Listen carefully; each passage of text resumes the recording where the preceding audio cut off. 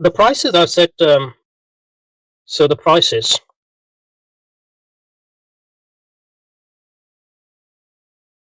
are set by the context, social and individual expectations, and morality and law in the context of.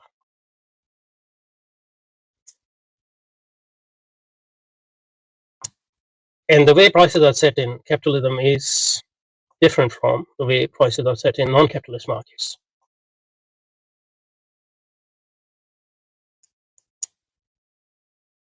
And the claim that the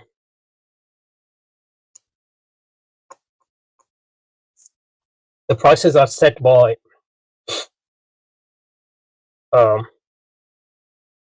market defined as set of socially understood right person. Pretty much the implication the prices are set by agreement between buyers and sellers. Prices are set by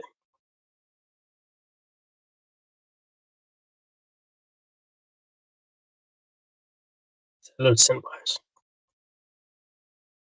Now this is possible when there are actually free markets, when there is a perfect competition, when there are numerous buyers and sellers, and that happens in traditional markets. So traditional markets are actually free market in that sense. They are called non-free. I mean, the capitalist mentality thinks that they are not free. Why? Because they are determined by non-capitalist social order and moral order. So the concept of just price, for example. So there are expectations, social expectations, moral expectations, which buyers and sellers work in the context of those. So in free market, so there is agreement in real free market between buyers and sellers, because buyers and sellers are roughly equal, and there's agreement between them, even though agreement is always in the context of social standards and morals. But that's not how prices are set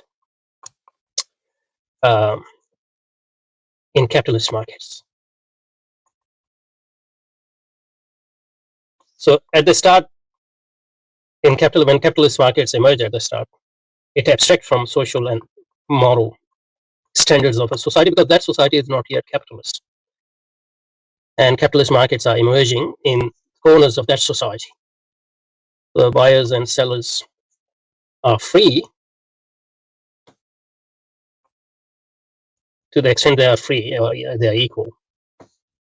That freedom is freedom from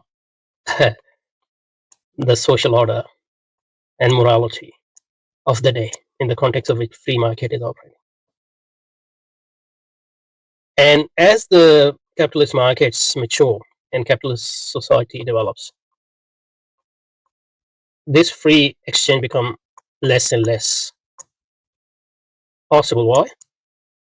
Because in capitalism you have concentration. With the increase of concentration, the power of seller or buyer increases. That's the one thing. So in that sense, this is not an agreement between equals. One side is predominant here. And the second argument is that it's not free to the extent that it's not free because to the extent that buyer is a capitalist buyer and seller is a capitalist seller, they both are governed by capitalist rationality, which is to maximize their own profit. And the profit of buyer is to sell. I mean, seller is to sell at the maximum highest possible price, and the buyer is to buy minimum price. That's what they call law of supply and demand, which is this quest for maximizing the profit. So they are not free to the extent that they are governed by an overarching rationality which compels them to do what they do. So in that sense, they are not free. And these markets are not free also to the extent that the seller has generally more power than buyer. And thirdly, they are not free, or if they are free in the sense of being capitalist markets. They are not free in the sense that they are not increasingly capitalist markets are never perfect markets. They are always imperfect markets because there are fewer buyers, and the most prices are determined by a few. Obviously, depending on what the stage of maturity of capitalist market, fewer companies. Okay, this is obviously abstract, but it's just important to have this abstract picture um, in the context of which we should understand these claims. So